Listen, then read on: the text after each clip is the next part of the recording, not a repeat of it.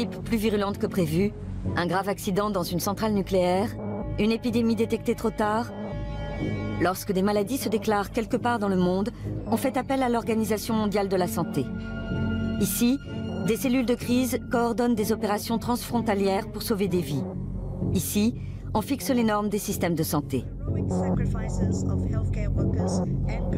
Ces succès sont incontestés. L'OMS a lancé des programmes de vaccination qui ont sauvé des millions de personnes. Elle a su éradiquer la variole et diminuer la consommation de tabac. Mais elle fait aussi l'objet de critiques. La survie de l'humanité dépend de cet organisme. On a besoin qu'il puisse fonctionner de manière optimale. Or, ce n'est pas tout à fait le cas. D'abord parce qu'il n'y a pas forcément les moyens qu'il faut, l'argent qu'il faut.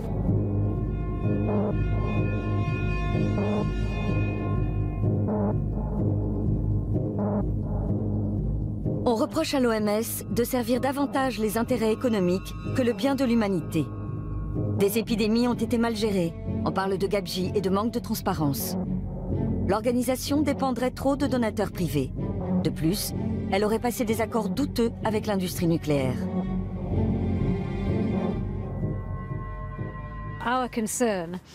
L'OMS, qui est l'autorité internationale en matière de santé, devrait être totalement indépendante de la filière nucléaire.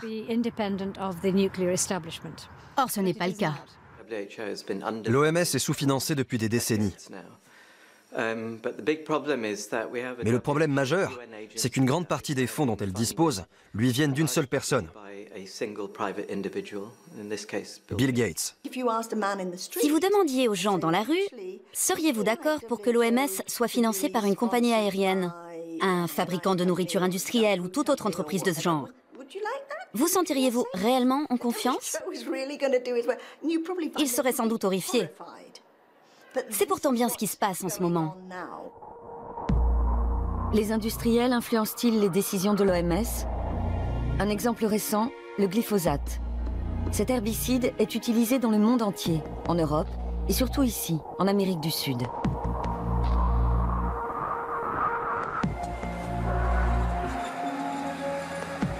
Lors de sa mise sur le marché dans les années 80, l'OMS l'avait déclaré sans danger pour l'homme. La Criolla, un petit village du nord-est de l'Argentine. C'est ici que vivent Sofia, 15 ans, et son père. Durant sa grossesse, la mère de Sofia a sans doute régulièrement inhalé des substances toxiques de désherbants comme le glyphosate, pulvérisées dans les champs environnants. Selon les médecins, ce pourrait être la cause de la maladie de la jeune fille. Mais ils n'ont aucune preuve valable au regard de la justice. Sofia est née avec de graves malformations.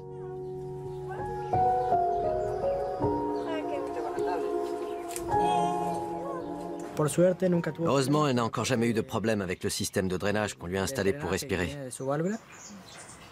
Mais on sait qu'il peut se défaire ou se boucher à tout moment. Elle n'arrive pas à coordonner ses mains et donc elle sait à peine écrire. À 15 ans, elle commence tout juste à y arriver. Pour tout ce qui concerne la motricité, elle est très limitée. Il lui faut de l'aide pour tout. Sofia vit seule avec son père. Sa mère les a quittés. Pour José, l'Organisation mondiale de la santé fait preuve d'une grande négligence en ne mettant pas la population en garde contre l'usage de pesticides tels que le glyphosate. Je n'ai pas très confiance dans les grands organismes comme l'OMS. Je sais que derrière, il y a des intérêts économiques. Je ne me fie pas à ce que dit l'Organisation mondiale de la santé. Pour moi, ce n'est pas une garantie.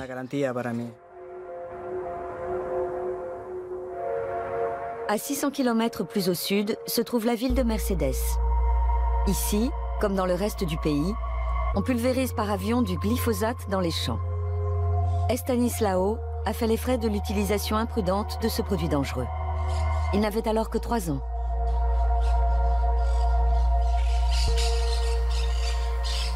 Je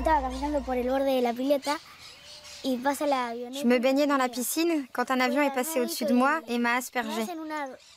Quelques mois plus tard, j'ai dû aller chez le docteur. On a fait une radio et après il a dit que je devais aller tout de suite à l'hôpital. Je ne sais plus comment ça s'appelle, mais c'était une maladie très grave. J'ai reçu du sang de mes frères et de mes oncles.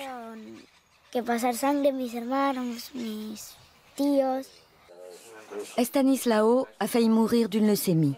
Ses parents sont convaincus que c'est une conséquence directe de son exposition trop forte au glyphosate. Mais ils ne peuvent pas le prouver. Aujourd'hui, Estanislao a l'air en bonne santé. Seulement voilà, on continue à utiliser du glyphosate tout autour de la maison. On vend le glyphosate comme si c'était du caramel. Tout le monde peut en acheter 20 ou 30 litres. N'importe quelle entreprise agricole peut s'en procurer. Et personne ne vous demandera ce que vous voulez en faire. L'OMS pourrait informer des risques du glyphosate ou proposer des directives internationales sur son usage. Mais elle ne le fait pas. Resistencia, une ville du nord-est de l'Argentine. C'est ici que le biochimiste Horacio Lucero mène des recherches sur le sujet. Il a été l'un des premiers à démontrer le lien entre les mystérieuses maladies et l'herbicide.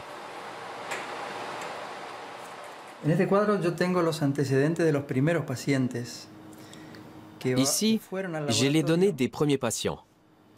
Ils sont venus au laboratoire pour qu'on étudie leurs chromosomes. Leurs enfants présentaient des malformations congénitales. Alors ils voulaient savoir si elles étaient dues à des anomalies chromosomiques. À l'époque, j'ai constaté que ces patients étaient souvent exposés à des pesticides, et dans bien des cas, de manière directe, puisqu'ils travaillaient tous dans les champs.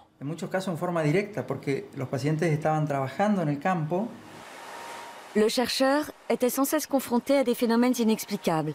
Des jeunes femmes qui faisaient plusieurs fausses couches de suite, des enfants qui venaient au monde sans jambes ou avec des malformations de la tête. Quant au manque d'intérêt de l'OMS pour ces questions, il a une explication toute simple. Les organismes de ce type sont fortement soumis aux pressions de l'industrie. Ceci explique cela. Ils ne s'expriment publiquement sur un problème que lorsque les preuves sont vraiment accablantes et que les études sur le sujet sont si nombreuses qu'ils ne peuvent plus garder le silence. Sans quoi, ce serait scandale. Le glyphosate ne concerne pas seulement les Sud-Américains. En Europe aussi, il est utilisé abondamment. Le Bund, association de protection de l'environnement à Berlin. Heike Moldenhauer, directrice du service de génie génétique, travaille sur le glyphosate depuis les années 90. Pour elle, il est clair que les décisions de l'OMS sont influencées par les lobbyistes. On a eu un très bon exemple de l'influence des industriels sur l'OMS en 1994, soit 2 ans avant la mise sur le marché de soja génétiquement modifié et tolérant au glyphosate.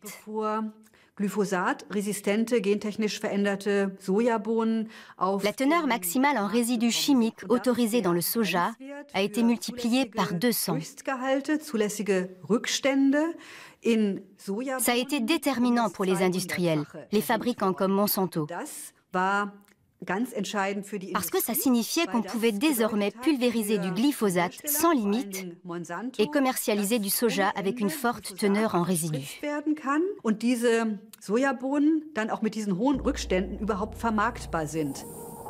Si la teneur maximale autorisée en résidus n'avait pas été relevée, Monsanto aurait eu du mal à vendre ses produits et perdu beaucoup d'argent. Le groupe ne réagit pas aux critiques dont il est la cible. Officiellement, il n'a versé que de modestes contributions à l'OMS dans les années 90. À l'époque, les activités des lobbies qui représentaient ses intérêts ont éveillé les soupçons. Ils ont versé 90 000 $ de dons, ont eu directement accès à l'OMS grâce à leur accréditation et ont demandé un statut officiel. Mais il est impossible de prouver leur influence.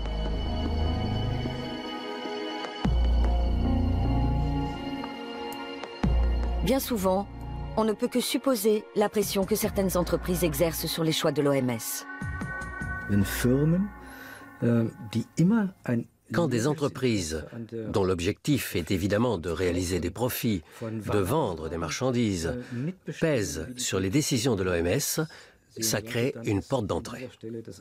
Et là, il faut tirer la sonnette d'alarme. Mais cette influence peut aussi s'exercer indirectement, par le biais des gouvernements qui défendent les intérêts de sociétés domiciliées sur leur territoire. En septembre 2016, il apparaît clairement que les responsables politiques font pression sur l'OMS et ses commissions pour soutenir leurs économies nationales. Aux États-Unis, un membre du Congrès dénonce le financement de l'Agence de recherche sur le cancer par les autorités sanitaires américaines.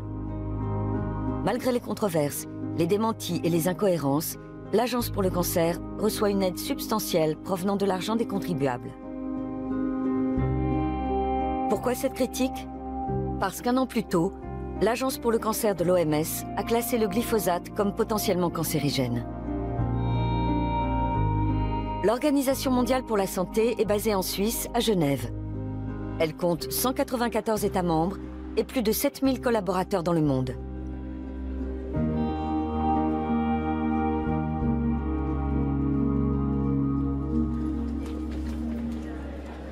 L'OMS est sous-financée. Dans les années 70, son budget était encore composé à 80% des cotisations obligatoires des États membres qu'elle pouvait utiliser comme elle le souhaitait. Les 20% restants provenaient de versements volontaires destinés à un usage précis. Aujourd'hui, c'est l'inverse. Manifestement, les pays membres ne veulent pas d'une OMS forte et ont gelé les fonds dont l'organisation peut disposer librement. Ils préfèrent verser des contributions volontaires parce qu'ils peuvent décider eux-mêmes de leur affectation. Les organisations non gouvernementales pointent du doigt ce problème depuis longtemps. Pour Jörg Schaber, spécialiste de l'industrie pharmaceutique, les dons compromettent l'indépendance de l'OMS. Ce sont des versements volontaires qui proviennent essentiellement d'États, mais aussi souvent d'institutions privées, comme la Fondation Gates, et de l'industrie pharmaceutique. Et à nos yeux, c'est très problématique, parce que les États, les fondations et surtout les groupes pharmaceutiques ont leur propre agenda. Ils suivent leurs propres objectifs. Ils influencent, voire manipulent les choix de l'Organisation mondiale de la santé.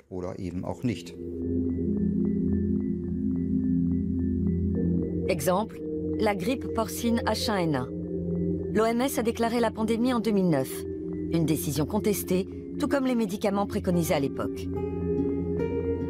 Thomas Gebauer, expert en santé publique, estime qu'il est urgent de réformer l'OMS. Pour lui, la gestion du virus H1N1 montre que les décisions prises à Genève doivent être plus transparentes. En coulisses, comme on a pu le prouver par la suite, certaines personnes ont pesé sur cette décision, fait entendre leur voix, et c'étaient des salariés d'entreprises privées. On peut donc légitimement se demander si des groupes d'intérêt ne sont pas intervenus. Voilà pourquoi l'Organisation mondiale de la santé est elle-même convaincue qu'elle doit trouver le moyen d'écarter ces groupes d'intérêt. Selon l'OMS, une campagne d'information indépendante a été mise en place après la grippe H1N1. L'organisation n'a peut-être pas communiqué de manière optimale, mais elle n'a pas commis d'erreur sur le fond. Et depuis, elle tâche bel et bien d'être plus transparente. Malgré tout, pour de nombreux observateurs, ce n'est pas suffisant.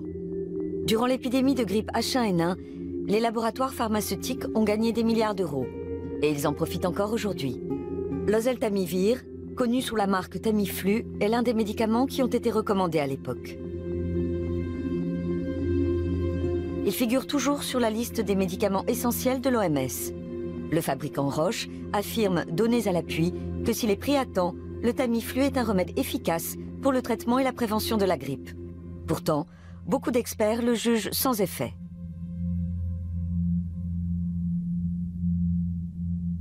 L'OMS nie être vulnérable au lobby, comme on le lui reproche. Le problème tient davantage aux attentes élevées à notre égard qu'à des fautes graves que nous aurions pu commettre. S'agissant des relations avec le secteur privé, nous n'avons pas commis d'erreurs notables.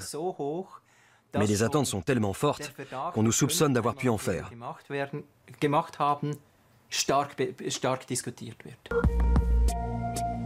En matière de glyphosate, les attentes vis-à-vis de l'OMS n'ont rien d'excessif. Beaucoup demandent juste un positionnement clair. Comme Corinne Lepage, ancienne ministre de l'Environnement. Elle se bat depuis des années contre l'utilisation du glyphosate souvent vendus sous la marque Roundup. En France, le Roundup est le premier polluant de nos rivières. Il se retrouve en quantité importante dans les poissons et même dans le corps des gens, puisque vous avez vu qu'il y a une analyse qui a été faite de députés européens qui ont du glyphosate dans leur corps à je ne sais combien de fois la dose maximale autorisée pour l'eau potable. 48 députés européens se sont soumis à un test d'urine. Chez certains, la concentration en glyphosate était 25 à 35 fois supérieure au seuil toléré dans l'eau potable. Si en Europe, on n'a pas décelé de maladies comme en Amérique du Sud, on trouve pourtant des résidus du pesticide presque partout, dans la viande, dans le miel et même dans la bière.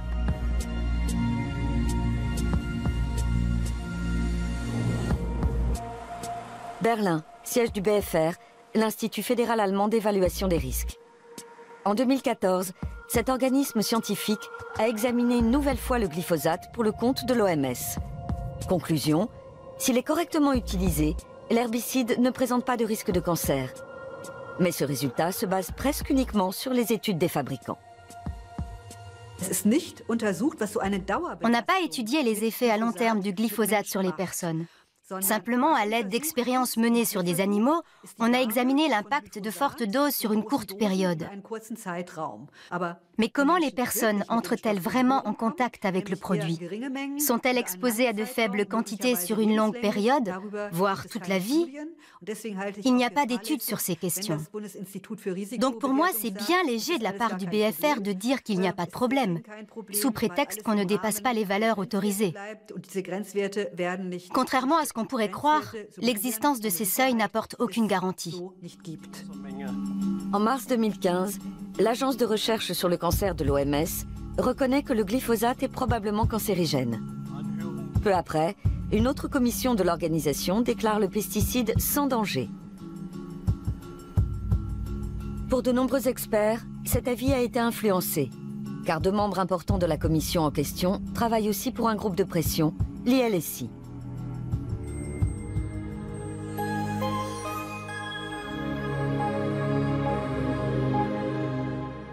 Quelques jours après la publication de l'avis, le journal anglais The Guardian révèle que l'ILSI a reçu plus d'1 million de dollars de Monsanto et d'un lobby. L'OMS dément avoir subi des pressions. On ne souhaite pas nous en dire plus sur le glyphosate. D'une manière générale, on ne pense pas que le secteur privé impose trop fortement ses intérêts. Nous ne pouvons pas faire n'importe quoi avec n'importe qui. Nous ne l'avons jamais fait et nous ne le ferons jamais. Mais nous ne pouvons pas non plus nous isoler totalement. Il faut rester pragmatique et trouver le moyen de bien nous protéger tout en étant efficace. Malheureusement, il arrive souvent que certains acteurs cherchent à nous pousser vers un extrême ou un autre. Mais même si l'OMS parvient à se protéger de l'influence des donateurs, le problème du sous-financement subsiste.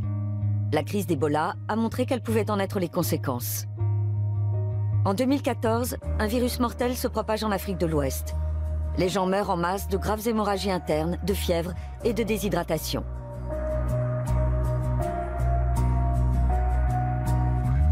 Tancred Stoeb, de Médecins sans frontières, était alors en mission en Sierra Leone.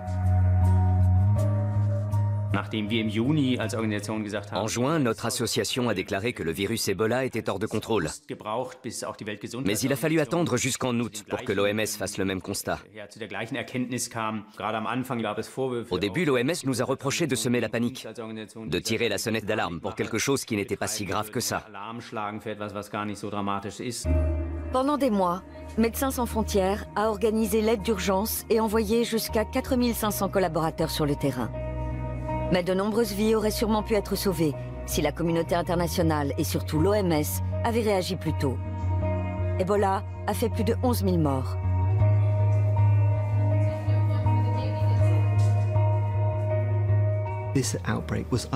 Cette flambée ne sera probablement pas une épidémie majeure. C'est bien ce que nous avons dit et nous nous sommes trompés. Le plus important maintenant est de voir où et pourquoi, et de prendre les mesures nécessaires pour corriger les failles. Mais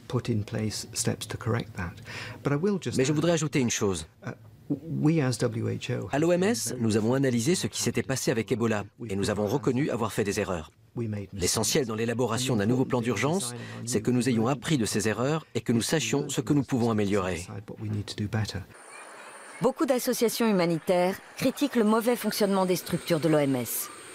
Pendant longtemps, les représentants nationaux de l'organisation en Afrique ont minimisé la crise, par crainte de mettre en péril l'économie de la région. Par ailleurs, le budget du service en charge d'Ebola a été réduit de moitié avant le début de l'épidémie. La grande leçon que tout le monde a tirée d'Ebola, c'est que l'OMS doit pouvoir intervenir plus rapidement. C'est un point central dans la mise en place du nouveau plan d'urgence. Nous devons être beaucoup plus réactifs et opérationnels. Ce qui est différent des tâches habituelles que l'OMS accomplit en général de manière irréprochable, à savoir l'élaboration de normes et de réglementations. Seulement voilà, tout cela a un prix. Depuis des années, la directrice générale Margaret Chan réclame une réforme et une hausse des contributions fixes des États membres. Après la catastrophe d'Ebola, le budget du service de crise a été augmenté. Mais cela soulage à peine les tensions financières. L'attitude de l'industrie pharmaceutique pose également problème.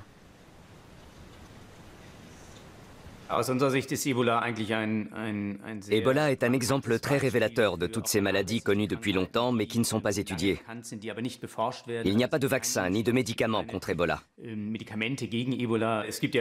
Il existe au moins une douzaine de maladies tropicales négligées, comme on les appelle. Certaines sont célèbres, comme la tuberculose, contre laquelle on n'a créé pratiquement aucun nouveau médicament depuis des décennies. L'une des explications est que ça touche souvent des populations pauvres, qui vivent bien loin de tout marché lucratif. Ce qui n'incite pas les laboratoires pharmaceutiques à entreprendre des recherches pour trouver des remèdes. Tous les jours, la tuberculose tue plus de 4 900 personnes dans le monde. Elle refait aussi son apparition en Occident.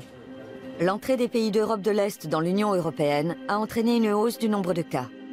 De plus, certains réfugiés sont porteurs de la maladie.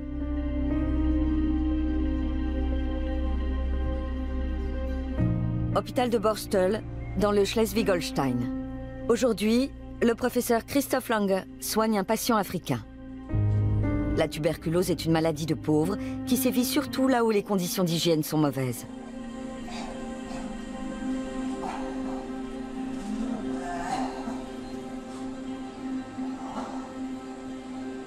Tant que la prévention en matière de santé ne sera pas améliorée dans les pays d'origine, il sera difficile de vaincre la maladie. Bien sûr, nous souhaiterions éradiquer la tuberculose. Mais vu la situation migratoire actuelle, ce n'est pas possible. L'OMS serait bien inspirée de faire un peu moins de clientélisme pour les pays riches qui sont moins touchés. Et dans la zone européenne, par exemple, elle devrait inciter davantage les pays riches à venir en aide aux pays pauvres d'Europe de l'Est. En 2014, l'OMS a lancé la campagne End TB. L'un des objectifs est d'éradiquer la tuberculose dans les pays riches, qui sont les moins touchés. Selon certains experts, comme Christoph Lange, c'est une mauvaise idée. L'organisation devrait plutôt se concentrer sur les pays pauvres, où le problème est autrement plus grave. On ne nous accorde une interview que par Skype. Mario Raviglione, directeur du département Halte à la tuberculose, ne comprend pas cette critique.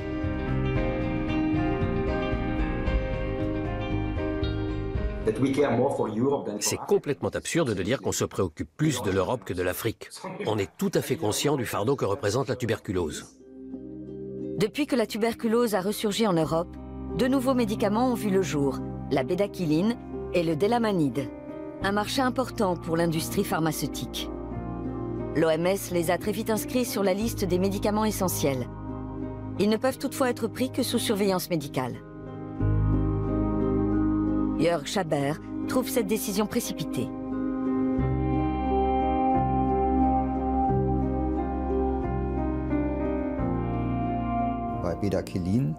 L'étude qui a été réalisée pour autoriser la bédaquiline a conduit à la conclusion suivante.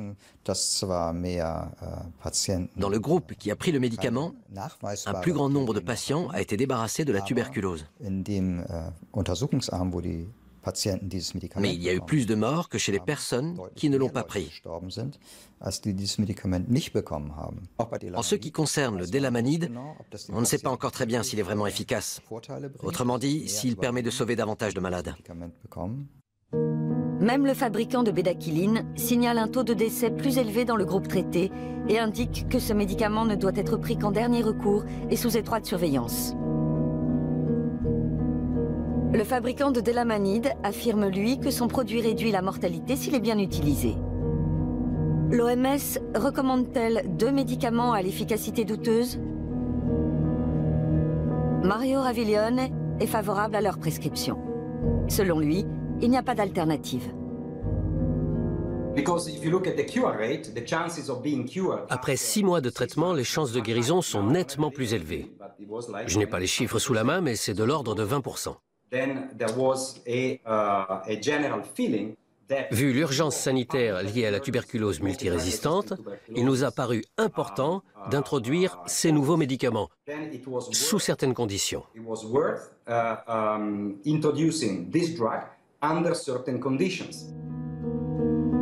Mario Raviglione a défendu l'idée d'inscrire la bédaquiline sur la liste de l'OMS en avançant cet argument.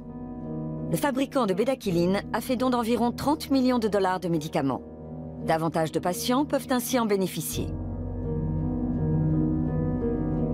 Peu après leur introduction, la bédaquiline et le délamanide ont posé des problèmes. Une première résistance est apparue.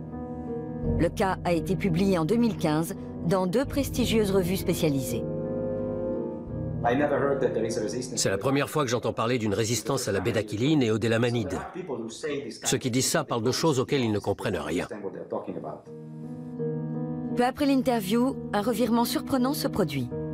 Nous envoyons les articles à Mario Raviglione, qui nous répond « Il n'y a aucune raison de mettre en doute les résultats des laboratoires allemands et suisses cités dans les 2 articles. »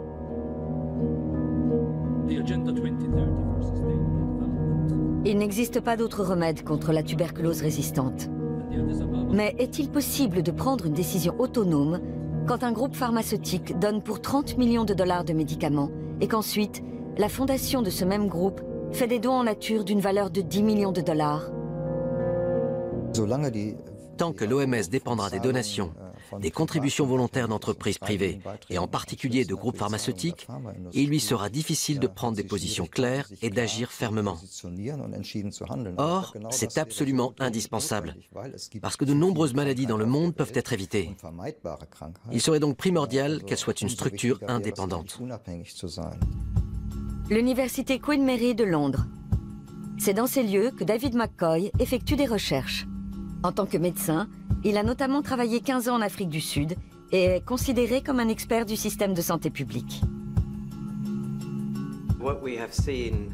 Ces dernières années, nous avons vu que l'OMS était de moins en moins contrôlée par l'Assemblée mondiale de la santé et les gouvernements qui en sont pourtant responsables. Et de plus en plus asservie à une poignée de donateurs privés, dont la Fondation Gates. Depuis l'an 2000, Bill Gates et sa femme œuvrent au sein de l'une des plus grandes institutions privées pour le bien commun. La Bill and Melinda Gates Foundation, qui a versé plus de 2 milliards de dollars à l'OMS depuis la fin des années 90. La fondation s'engage dans le monde entier pour le traitement et l'éradication de maladies. Elle investit dans des soins médicaux et lutte contre la malnutrition des enfants. L'une de ses priorités est d'éliminer la polio en fournissant vaccins et médicaments au plus grand nombre de personnes possible.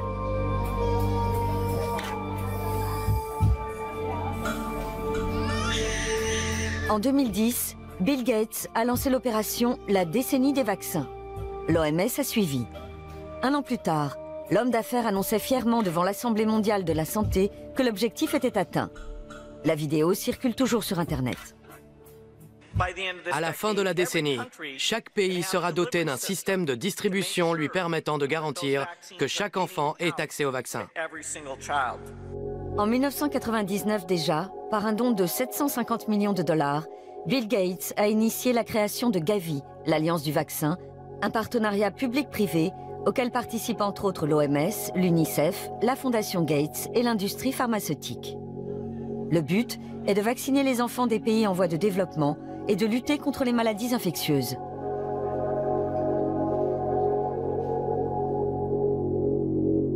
Après les États-Unis, la Fondation Gates et la Grande-Bretagne, Gavi est au 4e rang parmi les donateurs de l'OMS.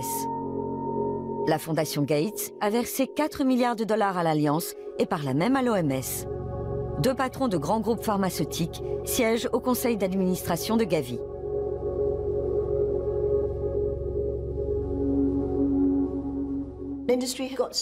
Les industriels sont déjà tellement puissants et ils cherchent à réduire le pouvoir de l'OMS.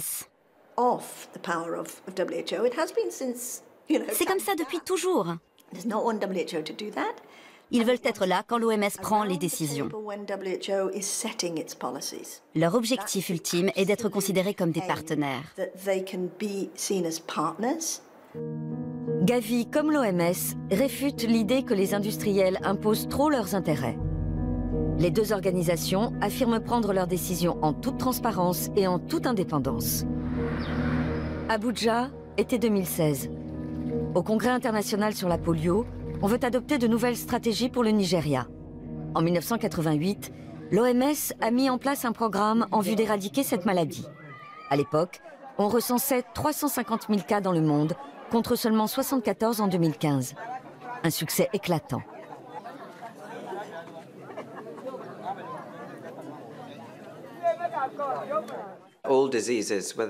Toutes les maladies, qu'il s'agisse du paludisme, de la polio, de la rougeole ou du sida, appellent une solution médicale, une approche technique ou technologique pour les combattre ou prévenir leur apparition.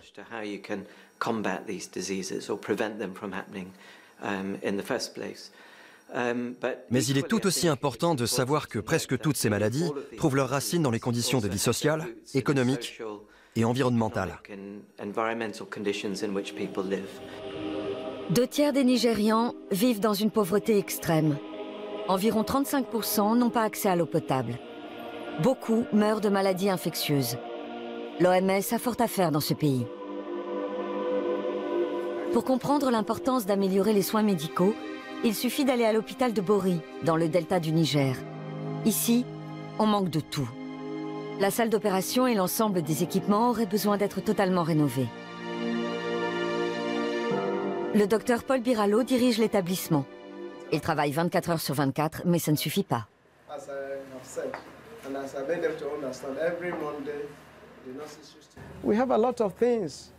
Nous enregistrons beaucoup de décès. C'est directement lié à la pauvreté et à la dévastation de l'environnement. Nous sommes confrontés à des maladies de peau et à des troubles gastro-intestinaux qui se manifestent sous toutes les formes. Et puis, il y a le problème de la malnutrition. La plupart des enfants meurent de faim parce que leurs parents sont dans la misère. Au centre de soins de l'OMS de la capitale Abuja, on vaccine des enfants tous les jours. L'organisation s'est engagée à poursuivre plusieurs objectifs à long terme. Mais pour le moment, elle consacre plus d'argent aux campagnes d'éradication de la polio qu'à la construction d'infrastructures médicales. Il faut dire que la Fondation Gates affecte plus de la moitié de ses fonds à la lutte contre la polio, ce qui se répercute sur les priorités de l'OMS.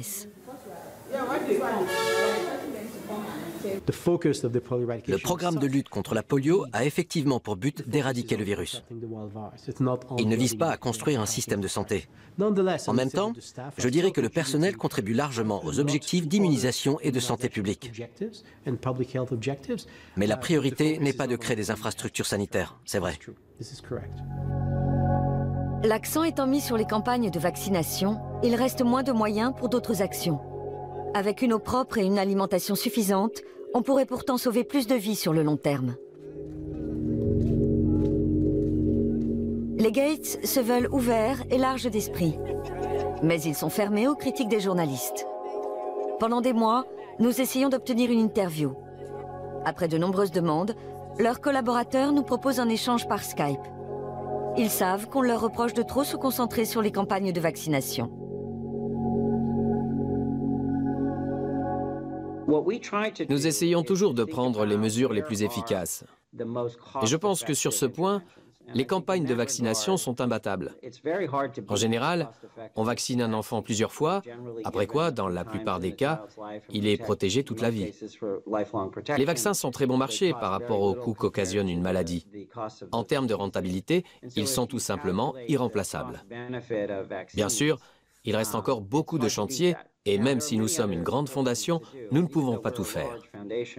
Nous investissons dans de nombreux domaines, en particulier dans la santé, mais aussi dans le développement agricole, la microfinance, l'approvisionnement en eau et l'hygiène.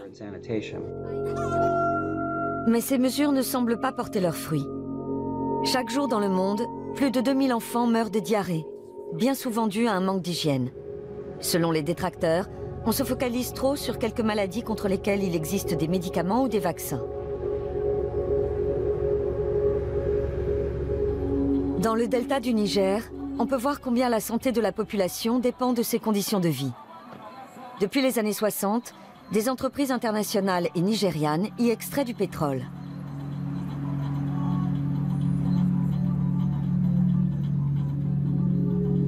Brûler des rejets de gaz inexploitables a des conséquences dramatiques. Les pluies de pétrole toxique rendent de nombreux habitants malades et détruisent leurs récoltes. En 2011, le Programme environnemental des Nations Unies a établi que seule une vaste opération de nettoyage pourrait redonner vie à la région.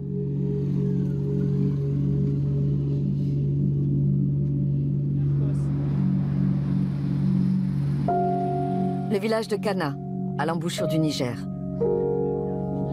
Les Blancs s'aventurent rarement jusqu'ici, et en général, quand ils le font, c'est uniquement pour tirer profit du pétrole. Chaque visite suscite malgré tout l'espoir que les choses vont enfin bouger.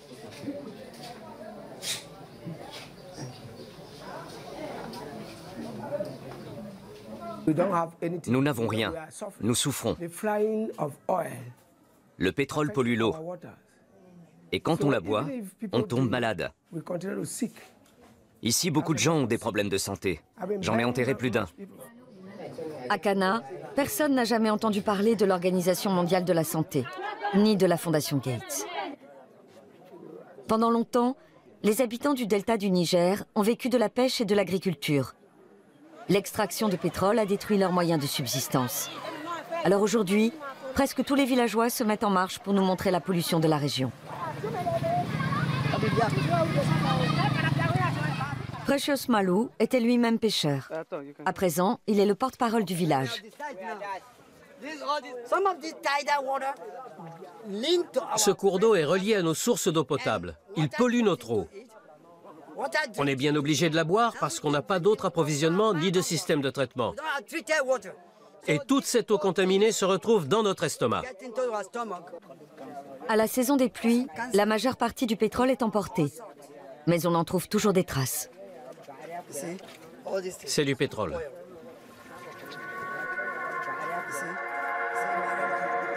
Rui Miguel-Vaz est le représentant du Nigeria à l'OMS. Les problèmes sanitaires causés par le pétrole dans le delta du Niger dépassent son champ d'action.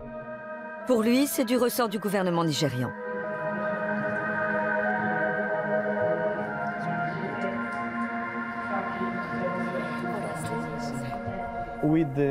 Avec les moyens dont nous disposons, nous ne pouvons pas tout faire. Nous devons fixer des priorités. Notre mission principale était de faire reculer la polio dans ce pays. Le grand souci de nombreux habitants du delta est de ne pas mourir de faim. Or, le poisson et les crustacés périssent à cause du pétrole. Certains pipelines fuient et contaminent la région. Selon les compagnies pétrolières, la pollution est surtout due au vol et au sabotage. Elles promettent néanmoins de réparer les dégâts ou prétendent l'avoir déjà fait. Amnesty International et la population locale démentent. On ne sait pas ce qu'on va devenir. Pour ceux d'entre nous qui sont encore en vie, qu'est-ce qui va se passer? On s'en remet à la grâce de Dieu et aux bienfaiteurs qui entendront peut-être notre histoire.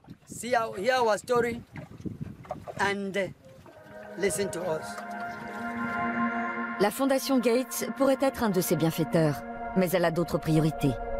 Les habitants de Kana ne reçoivent quasiment aucune aide.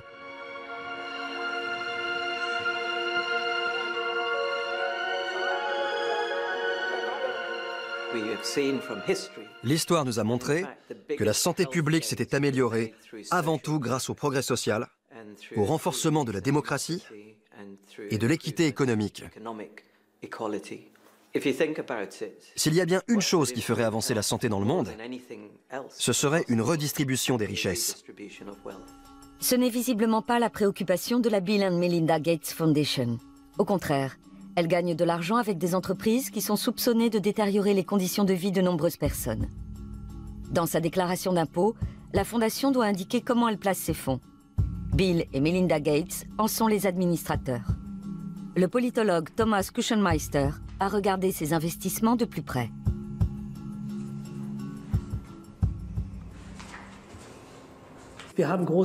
On trouve de grands groupes qui génèrent des émissions de CO2, de gros producteurs de pétrole, comme BP ou Shell. Toutes ces entreprises font l'objet de critiques à différents niveaux. Shell est l'une des entreprises accusées d'avoir détruit le delta du Niger. Après un accord extrajudiciaire, le groupe a versé 70 millions d'euros de dommages et intérêts. Il a déjà perdu un procès et s'est pourvu en appel. À présent, on renégocie.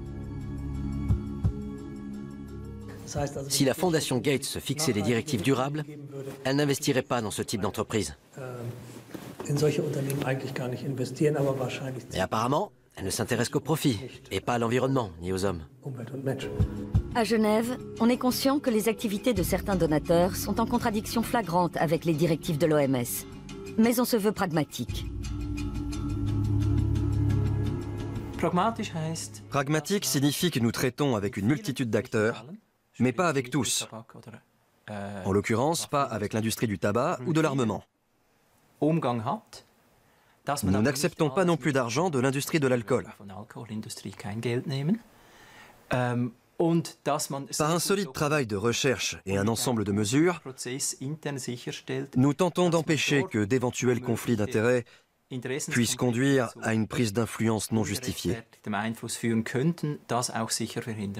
Certes, l'OMS n'accepte pas directement d'argent de l'industrie de l'alcool ou de l'armement, mais elle en reçoit de manière indirecte. La Fondation investit aussi dans l'industrie de l'alcool, par exemple dans les sociétés Anheuser-Busch et Heineken. Et ces placements servent à financer l'OMS, qui reçoit donc de l'argent d'entreprises dont elle déconseille les produits. C'est une contradiction manifeste. Nous avons trouvé toute une série d'entreprises problématiques dans le portefeuille de la Fondation Gates. Il y a un très grand nombre de fabricants d'armes, pratiquement le who's who de l'industrie mondiale de l'armement. Le Gates Foundation Trust détient des actions chez Airbus. Sur son site web, le constructeur européen fait de la publicité pour des avions de chasse. Il est impliqué dans la fabrication d'armes atomiques par le biais d'une filiale. La Fondation a aussi investi dans Boeing. Dans des films publicitaires diffusés sur Internet, le groupe américain montre qu'il construit des avions de transport de passagers, mais aussi des jets de combat F-15. Les F-15 de Boeing sont vendus entre autres à l'Arabie Saoudite. Or, l'Arabie Saoudite utilise actuellement ces appareils dans le conflit au Yémen pour larguer des bombes à sous-munitions qui sont interdites par le droit international. Les sommes investies dans les avions de chasse, le pétrole et l'alcool sont minimes par rapport à d'autres placements. Mais pour les opposants comme Thomas Kuchenmeister, ça ne change rien à la contradiction de fond. La Fondation Gates affirme n'investir que dans les entreprises dont les activités ne sont pas egregious, néfastes, comme celles qui opèrent dans le secteur du tabac ou au Soudan. En outre, les investissements seraient totalement indépendants, puisque gérés à part. Mais est-ce vraiment dissociable ?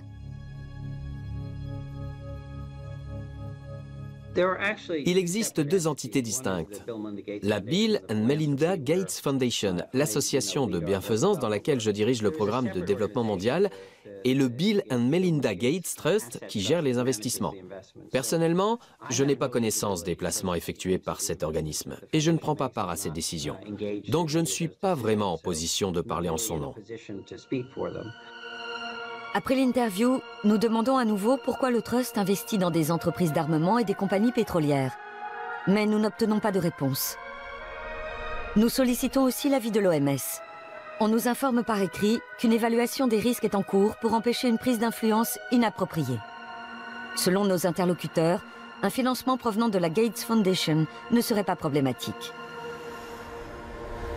En janvier 2016, plus de 30 ONG du monde entier se réunissent à Genève pour réclamer plus de transparence et d'indépendance de la part de l'OMS. Elles craignent que l'influence de l'industrie devienne encore plus forte.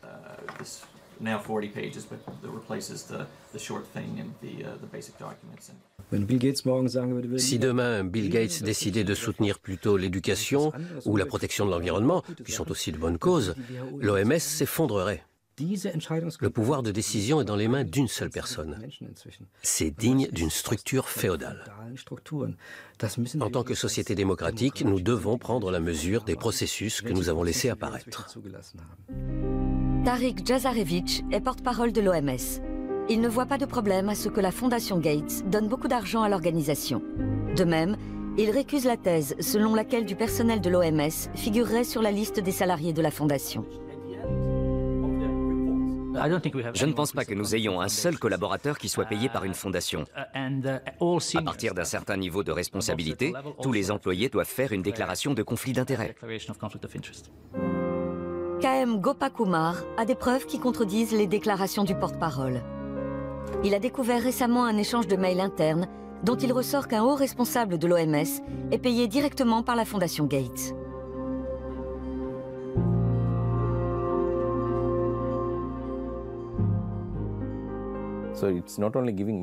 La Fondation ne se contente pas de faire des dons. Elle place également ses hommes. C'est très préoccupant. Ça peut signifier que l'OMS est dirigée par ses donateurs, non seulement parce qu'elle reçoit de l'argent de leur part, mais aussi parce qu'elle engage leurs collaborateurs et les laisse gérer le programme. Une fois encore, nous demandons par écrit à l'OMS quelle est sa position. Le porte-parole relativise ses propos. Durant l'interview, il n'était pas préparé à cette question et de toute façon, des dizaines de collaborateurs sont mis à disposition par les ONG, les institutions universitaires et les fondations.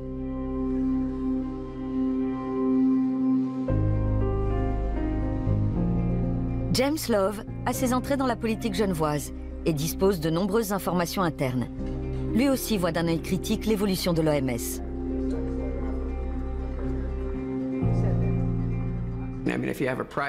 Si une institution privée donne plus d'argent que l'Allemagne, que l'Angleterre ou que les États-Unis, on peut s'attendre à ce qu'elle exerce une certaine pression. Il serait naïf de croire le contraire. Souvent, les gens ne voient pas ce que ça implique, ni quels sont les objectifs de la Fondation Gates.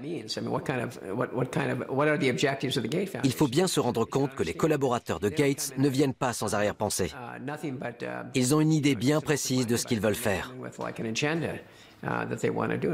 Chris Elias, le porte-parole de la Fondation Gates que nous avons joint par Skype, ne comprend pas ces critiques.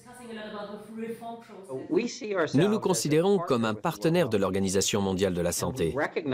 Nous reconnaissons que l'OMS est régie par ses États membres à l'Assemblée mondiale de la santé. Et nous essayons d'ajuster notre aide au budget qui est voté tous les 2 ans à cette Assemblée. À l'Assemblée générale, l'OMS fixe ses objectifs et ses stratégies. Lors de la dernière session en mai 2016, l'accent a été mis sur la protection contre les conflits d'intérêts et une prise d'influence inappropriée. En examinant la composition du personnel de la Gates Foundation, on voit combien l'industrie, les fondations et l'OMS sont étroitement imbriqués. Selon l'ONG AgriWatch, plusieurs cadres de l'OMS ont travaillé au préalable pour le fabricant de glyphosate Monsanto. Il existe aussi des liens avec l'industrie pharmaceutique. La déclaration d'impôt de 2014 fait apparaître les investissements dans ce secteur.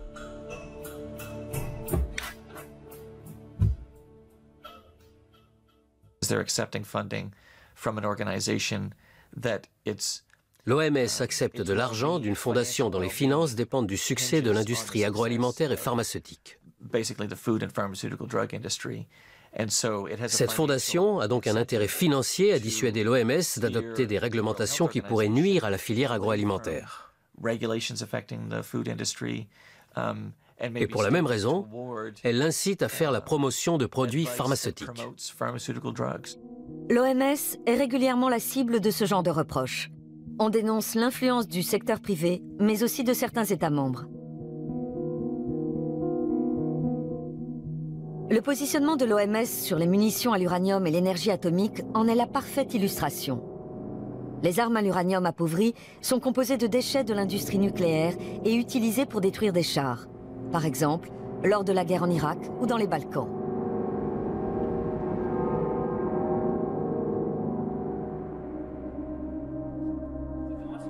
Alex Rosen, porte-parole de l'Association internationale des médecins pour la prévention de la guerre nucléaire, a étudié les risques liés à ces armes. L'uranium est un métal lourd et donc toxique. Il est nocif pour tout le corps et surtout pour les reins. Il peut aussi provoquer des cancers ou des malformations du fœtus pendant la grossesse. Les chars abandonnés représentent un danger particulièrement important. Le contact avec les particules radioactives peut causer des cancers, notamment des lymphomes et des leucémies. En Irak, de plus en plus d'enfants viennent au monde avec des malformations. Les scientifiques y voient un lien avec les munitions à l'uranium appauvri.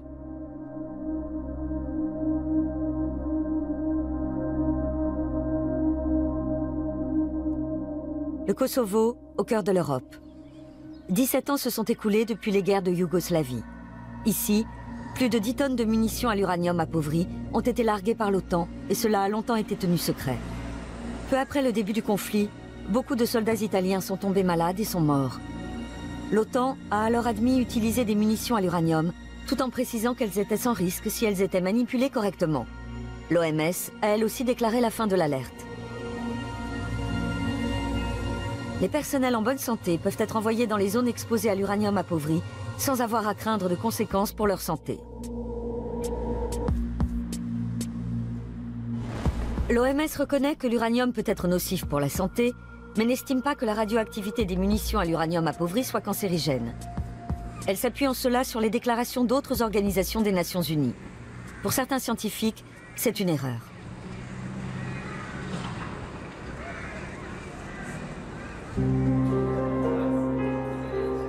Kees Beverstock est de cela. Nous le rencontrons à Berlin lors d'un congrès sur les dangers du nucléaire. Pendant plus de 10 ans, il a dirigé le programme de radioprotection de l'OMS. Aujourd'hui, il informe sur les risques de la radioactivité. Il est convaincu que le contact avec l'uranium appauvri peut avoir des répercussions sur le patrimoine génétique. Personne ne s'était demandé si ça pouvait être génotoxique, c'est-à-dire endommager l'ADN, et donc provoquer des cancers, des malformations à la naissance ou autres problèmes.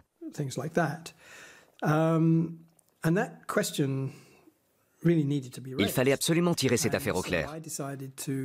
Alors j'ai décidé de réaliser une étude avec quelques collègues. L'OMS a refusé de la publier.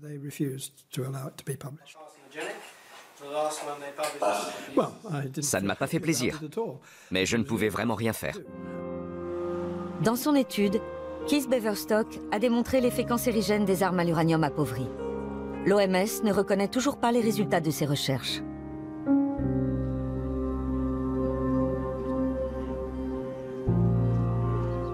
Des études scientifiques indépendantes sont absolument nécessaires. Nos confrères en Serbie et au Kosovo nous signalent régulièrement une hausse sensible des cas de cancer et d'autres maladies dans les régions exposées aux radiations. Des soldats français aussi sont tombés malades à leur retour du Kosovo. Comme Ludovic Akariès, mort peu de temps après. Son père, Alain, tente de surmonter son deuil. Mais il revient sans cesse aux nombreux documents qu'il collecte depuis des années sur l'impact des armes à l'uranium appauvri.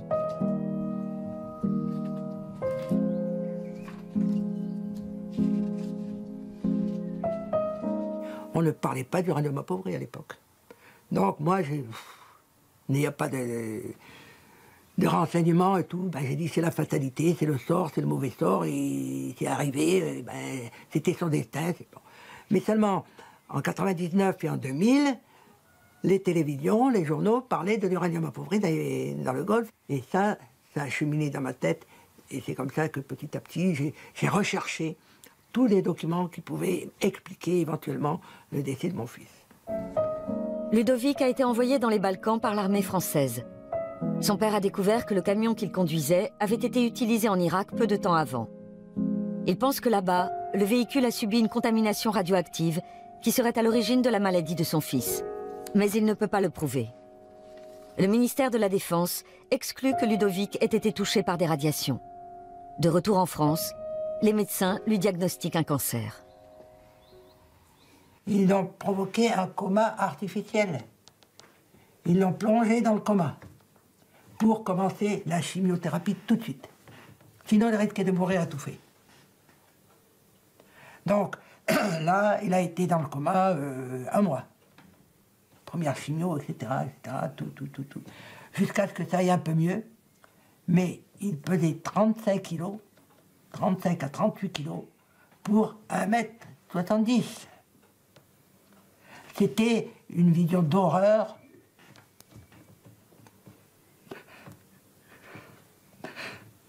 Comme les images qu'on a pu voir à la libération des camps de prisonniers nazis.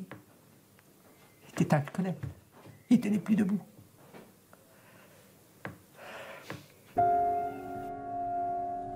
Ludovic meurt à 27 ans. Dans l'armée italienne aussi, de mystérieux décès surviennent. Salvatore Vacca est le premier à succomber d'une leucémie. Valérie Mélis, Fabio Maniscalco et Luca Seppe connaissent le même sort. Le ministère italien de la Défense accordera des dommages et intérêts pour un montant total de 30 millions d'euros. D'après l'ONG Osservatorio Militare, plus de 300 soldats italiens ont été victimes des munitions à l'uranium appauvri.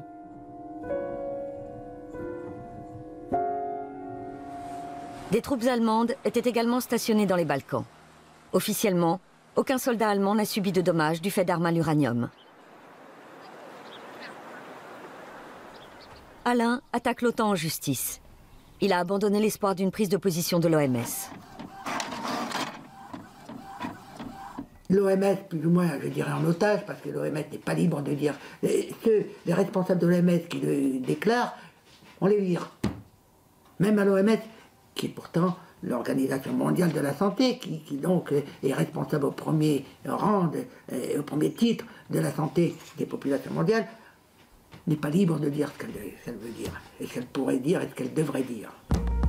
Lors de l'Assemblée plénière des Nations Unies en 2008, l'OMS a remis en cause l'existence d'un lien entre la mort des soldats et l'utilisation d'armes à l'uranium appauvri.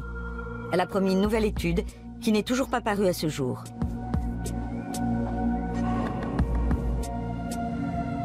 Nebojša Srebliak dirige le service de cardiologie à l'hôpital de Mitrovica.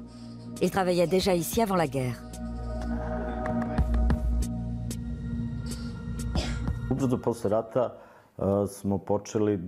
À la fin de la guerre, nous avons constaté une hausse inquiétante du nombre de décès par cancer du poumon. Ce qui était intéressant pour nous sur le plan scientifique, c'est que les patients étaient beaucoup plus jeunes qu'avant la guerre.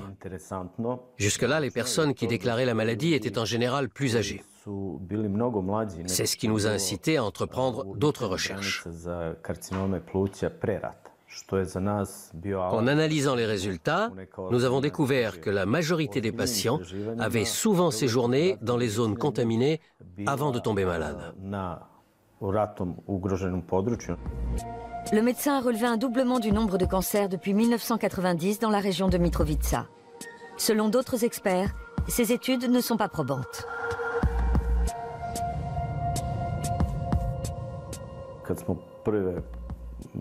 Lorsque nous avons publié la première étude, nous étions en contact avec l'OMS. Nous nous attendions à ce qu'elle nous soutienne dans nos travaux. À l'époque, j'ai proposé que l'OMS, qui est une organisation très puissante, tente de résoudre ce problème.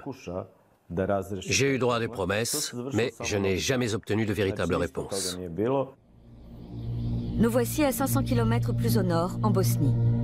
Ici aussi, on a eu recours à des munitions à l'uranium appauvri, mais en quantité bien moindre qu'au Kosovo. Durant les bombardements, l'usine d'armement de Hadjichi, près de Sarajevo, a été la cible de tirs d'armes à l'uranium appauvri. Ziad Fazlagic dirigeait alors l'entreprise.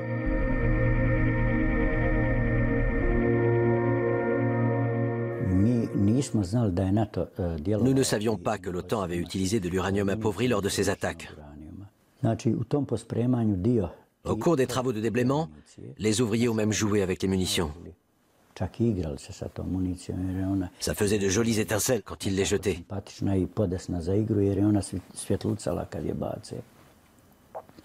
Par la suite, certains sont tombés gravement malades et ils sont morts peu de temps après, principalement de cancer du poumon.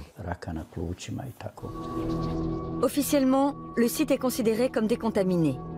Mais des témoins rapportent qu'il n'a été nettoyé que superficiellement.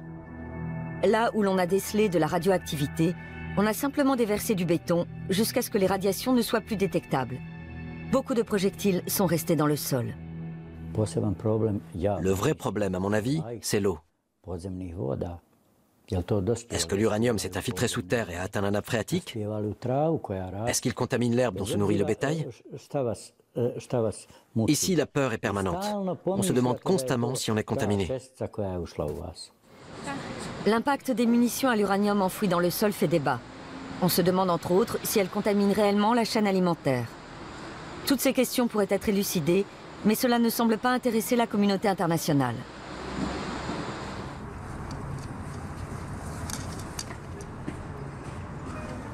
Nous avons rendez-vous au bureau de l'OMS à Sarajevo. On ne souhaite pas s'exprimer sur les conséquences sanitaires des armes à l'uranium appauvri et on renvoie la balle dans le camp des dirigeants nationaux.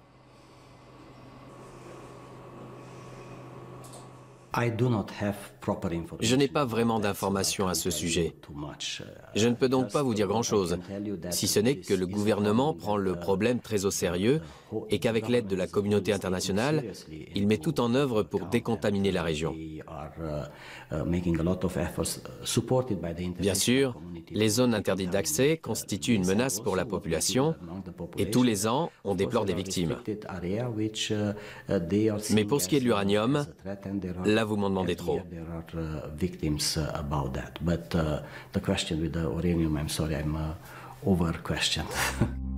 Le représentant du pays suit la ligne officielle de l'OMS. Manifestement, l'uranium appauvri est un sujet qui fâche. Tous les 2 ans, l'Assemblée générale des Nations unies adopte une résolution sur l'interdiction des armes à l'uranium. Lors du dernier vote en 2014, la Grande-Bretagne, les États-Unis, Israël et la France étaient contre. L'Allemagne s'est abstenue pour la première fois. Pourtant, depuis la guerre en Irak, les scientifiques attirent l'attention sur les dommages sanitaires causés par les munitions à l'uranium appauvri. On estime que les troupes britanniques et américaines en ont déversé 30 tonnes dans la région. Depuis, le nombre de cancers et de malformations y a augmenté de façon anormale.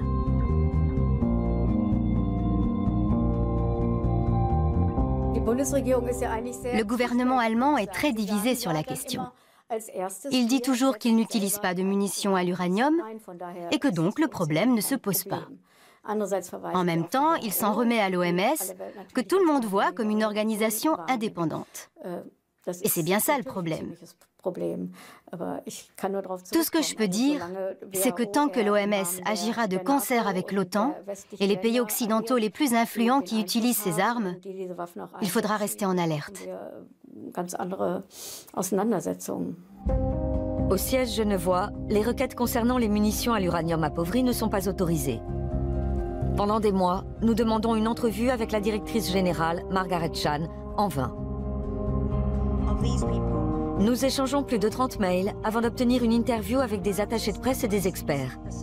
Mais peu de temps avant le tournage, on nous informe que toute question sur les armes à l'uranium appauvri est exclue. Même quand nous demandons quel est le budget pour l'étude de l'impact sanitaire de la radioactivité, le porte-parole Gregory Hartel ne répond pas.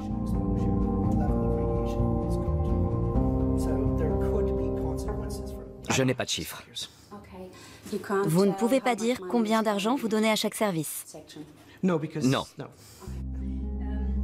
Le porte-parole explique qu'une étude sur l'impact sanitaire des munitions à l'uranium appauvri est en cours. Je ne connais pas les détails. Il s'intéresse plus aux différents types de radiation qu'aux différents lieux. Mais je ne peux pas vous dire exactement. Comment se fait-il que l'OMS semble occulter la question des armes à l'uranium? Pourquoi un tel aveuglement? L'inertie de l'OMS s'explique en partie par sa dépendance à l'égard de ses États membres.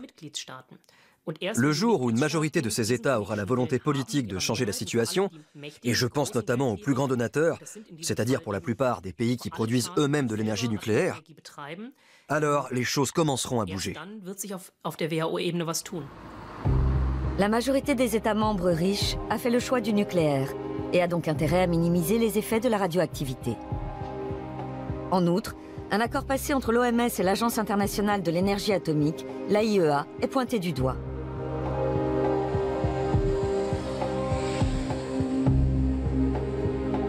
Corinne Lepage fait partie des détracteurs.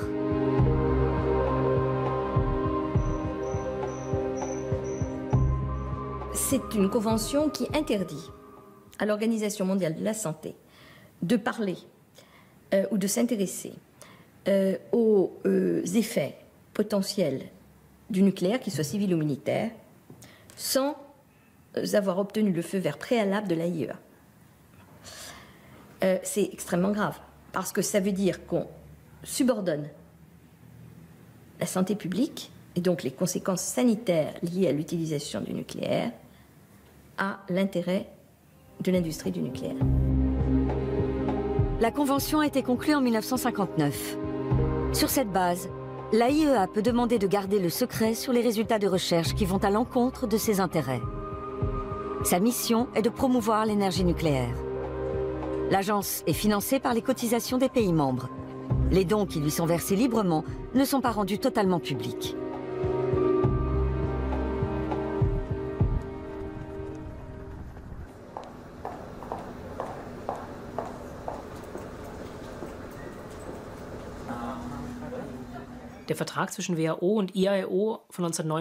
L'accord passé en 1959 entre l'AIEA et l'OMS est un accord tout à fait classique, comme il en existe entre toutes les organisations des Nations Unies. En même temps, il s'agit d'un traité léonin. L'OMS a intérêt à mener des études indépendantes sur l'impact sanitaire de produits industriels toxiques. Or, l'AIEA a inscrit dans son préambule qu'elle souhaitait promouvoir le nucléaire dans le monde. Il s'agit clairement d'un conflit d'intérêts, car le nucléaire est une industrie nocive pour la santé, et cet accord empêche l'OMS de réaliser des études indépendantes. L'OMS ne voit là aucune contradiction. Cet accord est vraiment d'un autre temps. Il n'a plus aucune signification. Nous assistons aux réunions importantes des uns et des autres. Par exemple, l'AIEA cherche à rendre les centrales nucléaires plus sûres. Et de toute évidence, plus elles sont sûres, moins elles sont susceptibles de menacer la santé publique. Donc c'est intéressant pour nous. En revanche, nous évaluons seuls les conséquences sanitaires des radiations. En 2011 déjà, les Verts allemands ont appelé leur gouvernement à exiger de l'Assemblée de l'OMS qu'elle mette fin à la convention avec l'AIEA. La demande a été rejetée, au motif qu'il existe déjà de nombreux accords de ce type. Mais pour Sylvia Kottinghull, députée au Bundestag, cette convention n'est pas le seul problème.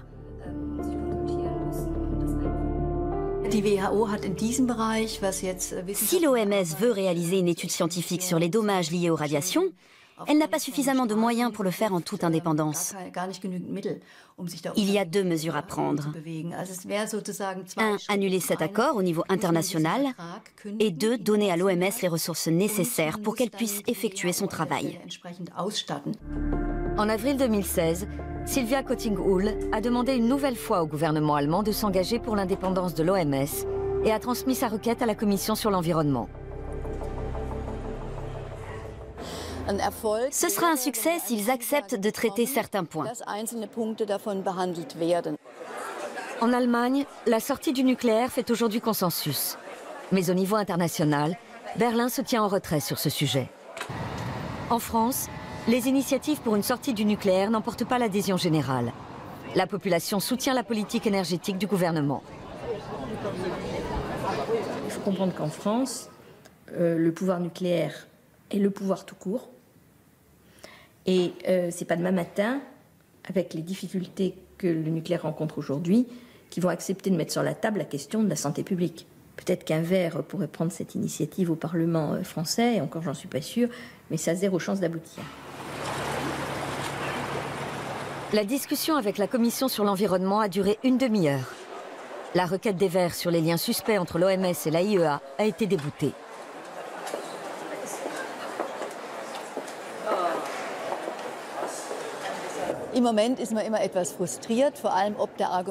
Sur le moment, on est toujours un peu frustré. Le ministère de l'Environnement a rejeté notre demande en arguant que l'accord entre l'OMS et l'AIEA était bon et juste. Je me dis que c'est aberrant, mais au fond, ça en vaut la peine. Je repense toujours au dossier sur la sortie du nucléaire. Ça a commencé exactement de la même façon. Personne ne croyait qu'il était possible de sortir du nucléaire, mais simplement en étant persévérant, ça a fini par se faire.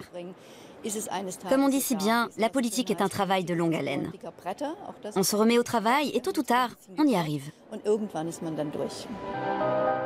Le 26 avril 1986, l'inconcevable se produit à Tchernobyl, en Ukraine. Dans une centrale nucléaire, le cœur d'un réacteur entre en fusion et un nuage de poussière radioactive se répand sur toute l'Europe. 30 ans ont passé depuis la catastrophe, et pourtant, l'homme et la nature en subissent toujours les conséquences. À l'époque, Anatoly Kolyadin habitait avec sa famille à Pripyat, à seulement 4 km du réacteur. Aujourd'hui, il fait visiter le site aux touristes et leur raconte comment tout cela est arrivé. Il retourne régulièrement dans son ancien appartement. Anatoly travaillait dans le réacteur, y compris le jour de l'accident. Il ne savait pas à quel point c'était dangereux.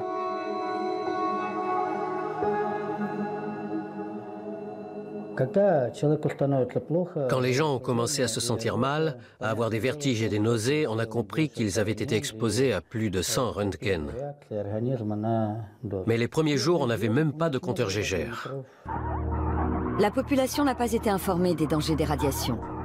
Les évacuations en masse n'ont commencé qu'une semaine après l'explosion. Aujourd'hui, Anatoly est inapte au travail. Mais il a eu de la chance, il a survécu. Beaucoup de ses amis et collègues sont morts. Il y a toutefois de vives polémiques sur le nombre de victimes et les méthodes de comptage.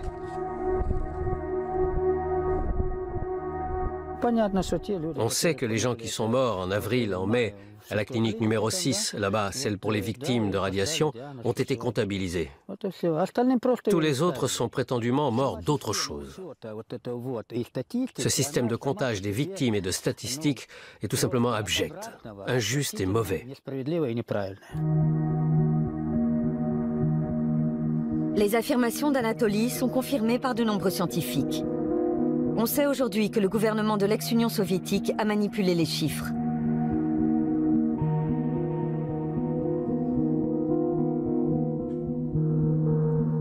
Une école maternelle abandonnée, à quelques kilomètres du réacteur.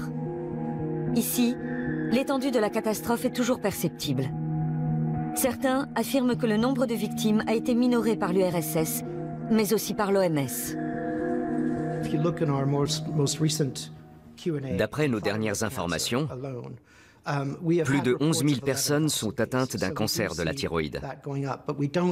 Mais nous ne sommes pas vraiment sûrs que ces 11 000 cas ont tous un lien avec Tchernobyl.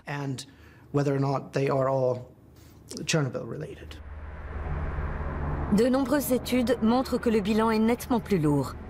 Ainsi, le rapport Torch, commandé par les Verts européens, indique que Tchernobyl a causé jusqu'à 60 000 décès par cancer de plus.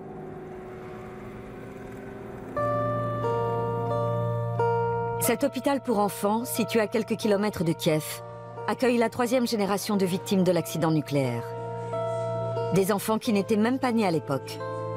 La plupart souffrent de cancer de la thyroïde. Olga Boyarskaya dirige l'hôpital. Elle se sent souvent seule. L'Ukraine est en guerre et la plupart des gens ne veulent plus entendre parler des victimes de Tchernobyl. Ils ont d'autres soucis. Olga les comprend. Elle estime que l'OMS a minimisé les répercussions de la catastrophe.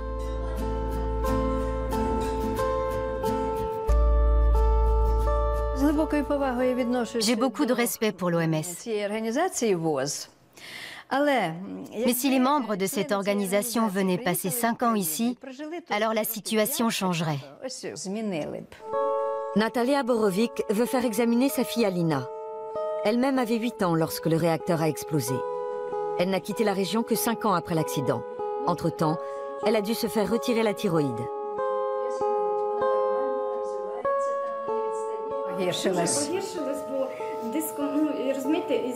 On n'arrive pas à soigner mes yeux. Les traitements sont inefficaces.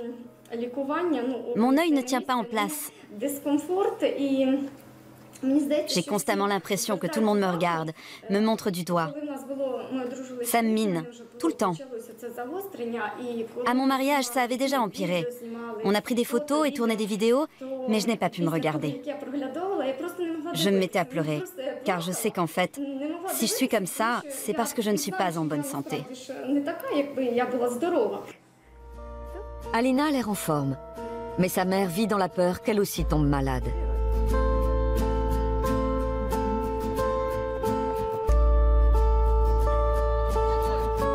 « 30 ans après le désastre, beaucoup de denrées alimentaires sont toujours irradiées dans les environs de Tchernobyl.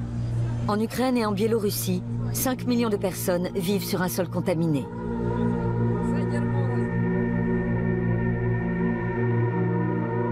Oleg et Sergueï sont nés à Ivankiv et la forêt les préoccupe. Elle est contaminée et pourtant on continue de la brûler. Les riverains respirent donc de la fumée radioactive. Et avec les cendres, on fertilise les champs, si bien que des particules irradiantes pénètrent dans les légumes. Les gens deviennent imprudents. Si l'OMS les mettait davantage en garde contre les risques qu'ils courent, ils feraient peut-être plus attention. Oleg est convaincu qu'aujourd'hui encore, les habitants sont malades à cause de Tchernobyl, comme sa fille. Ma fille est née à 27 ans, et en ce moment elle est à l'hôpital. Elle attend un bébé, et elle est hospitalisée.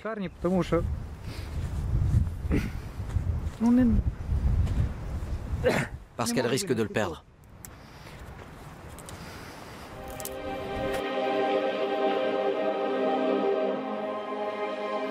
Depuis Tchernobyl, les médecins de la région constatent une augmentation du nombre de bébés morts-nés.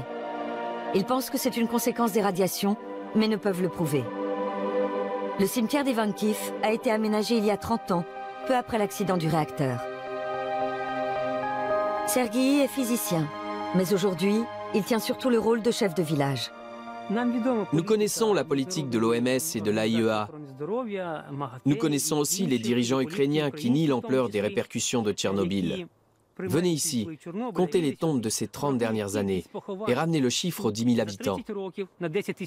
Voilà la réponse scientifique à l'allégation selon laquelle Tchernobyl n'aurait pas d'impact sur la santé humaine.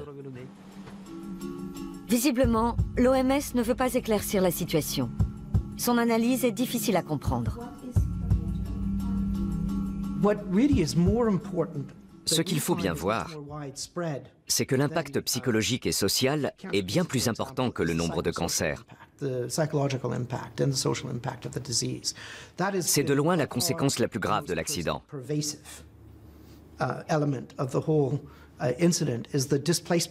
Les gens ont été déplacés et ils ont souffert des changements sociaux et économiques liés à la catastrophe, parce qu'ils ont dû partir de chez eux et que leur vie a été détruite économiquement. Et puis le fait de ne pas savoir si on est tombé malade à cause de Tchernobyl, c'est quelque chose qui peut vous ronger. La catastrophe a évidemment des répercussions psychologiques, mais cela n'explique pas le nombre colossal de cancers.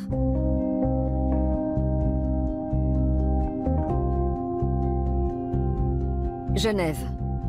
Une fois encore, des membres de l'ONG Independent WHO manifestent devant l'entrée principale de l'OMS. La sociologue Alison Katz a travaillé 18 ans pour l'organisation genevoise. En 2017, ça fera 10 ans qu'on manifeste ici. Tous les jours ouvrés, de 8h à 18h. Alison Katz en est persuadée. On ne peut pas croire aux déclarations de l'OMS sur Fukushima et Tchernobyl.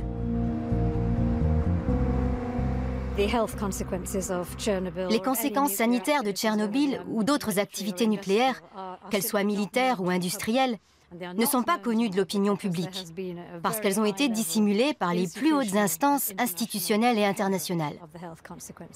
La raison en est que toute information sur les effets négatifs de ces activités constitue une menace importante pour l'industrie nucléaire. L'OMS devrait agir en toute indépendance. C'est l'autorité internationale en matière de santé et elle devrait être totalement indépendante de la filière nucléaire. Or, ce n'est pas le cas. En 2003, le Forum des Nations Unies sur Tchernobyl, organisé par l'AIEA et l'OMS, a suscité de grands espoirs. On attendait des éclaircissements. Les opposants déplorent qu'à l'époque, comme aujourd'hui, aucun travail scientifique n'ait été réalisé sérieusement et que les conséquences de la catastrophe nucléaire aient été minimisées. Les données brutes sont là. Mais l'objectif est, si possible, de refermer le dossier de Tchernobyl et de tourner la page, pour que l'industrie nucléaire ne pâtisse plus de cette tare. Car c'est une grosse tare. On aurait pu tirer des enseignements, y compris l'OMS, des nombreuses erreurs qui ont été commises pendant et après l'accident. Mais apparemment, c'est l'inverse qui s'est produit. Japon, mars 2011. Les 3 réacteurs de la centrale atomique de Fukushima entrent en fusion après un violent séisme.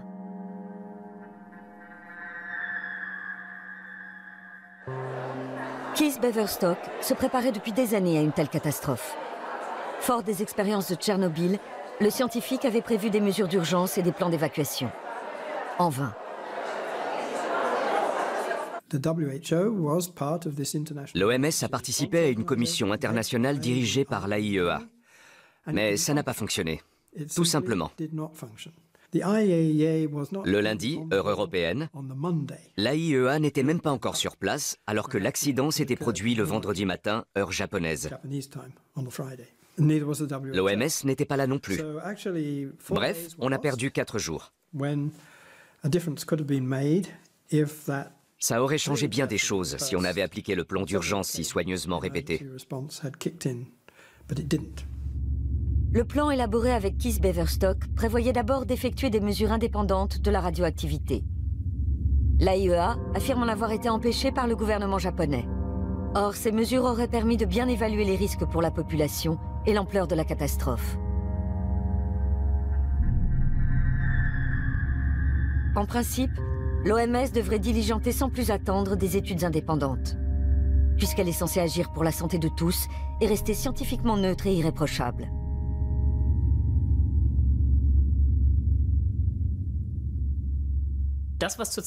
Actuellement, au Japon, on laisse à l'industrie nucléaire le soin d'examiner les conséquences de la catastrophe de Fukushima. C'est un peu comme si on demandait à Philip Morris d'étudier les effets du tabac sur la santé. Il n'est pas possible qu'on s'en remette à l'expertise du lobby nucléaire pour déterminer l'impact sanitaire d'un accident comme celui qui s'est produit au Japon ou en ex-Union soviétique. Non seulement l'OMS s'appuie sur les informations fournies par l'AIEA, mais de nombreux membres du personnel font partie des 2 organismes. Ainsi, l'Association internationale des médecins pour la prévention de la guerre nucléaire a découvert que 7 salariés de l'AIEA avaient contribué au rapport de l'OMS sur Fukushima. Lequel conclut, en dehors des zones les plus touchées, on ne prévoit pas de hausse du taux de cancer, juste une légère augmentation des maladies thyroïdiennes. Selon des experts indépendants, ce rapport édulcore la réalité.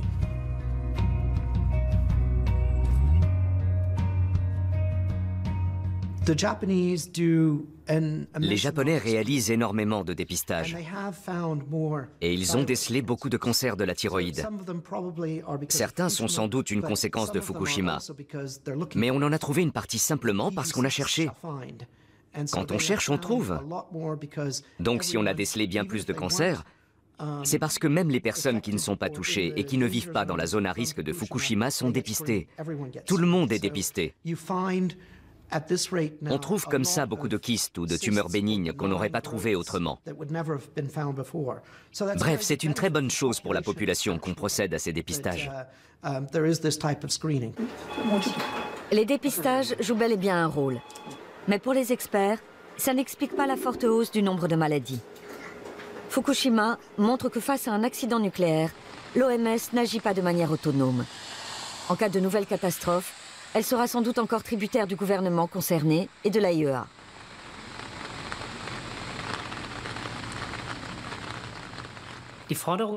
Dans une situation comme celle de Fukushima, nous demandons clairement à l'OMS de remplir son rôle d'instance indépendante et d'étudier l'impact sanitaire de la catastrophe en toute neutralité, sans subir de pression de l'industrie nucléaire qui est responsable de ce qui est arrivé. En matière de nucléaire, les choses ne sont pas près de changer à l'OMS. Mais il existe des projets de réforme dans d'autres domaines. Les catastrophes comme Ebola devront être gérées plus efficacement et les dons utilisés de manière plus transparente. En outre, les salaires du personnel ne devront plus être payés par des institutions privées.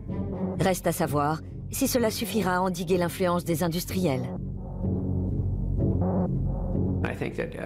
L'OMS pourrait plafonner le montant des contributions qu'elle reçoit de chacun de ses donateurs, pour éviter qu'un seul d'entre eux ait trop d'influence. Il me paraît essentiel de reconnaître l'importance et la nécessité d'une organisation qui s'occupe de la santé dans le monde et des problèmes transnationaux. Tout ça ne peut être géré qu'à une échelle internationale. Donc on a absolument besoin d'un organisme comme l'OMS.